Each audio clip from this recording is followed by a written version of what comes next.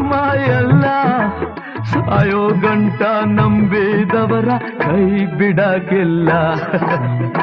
ತುತ್ತು ಅನ್ನ ತಿನ್ನೋಕೆ, ಬೊಗಸೆ ನೀರು ಕುಡಿಯೋಕೆ, ತುಂಡು ಬಟ್ಟೆ ಸಾಕು ನನ್ನ ಮನ ಮುಚ್ಚೋಕೆ. ಅಂಗೈಯಗಲ ಜಾಗ ಸಾಕು ಆಯಾಗಿರೋಕೆ, ಆಯಾಗಿರೋಕೆ, ಆಯಾಗಿ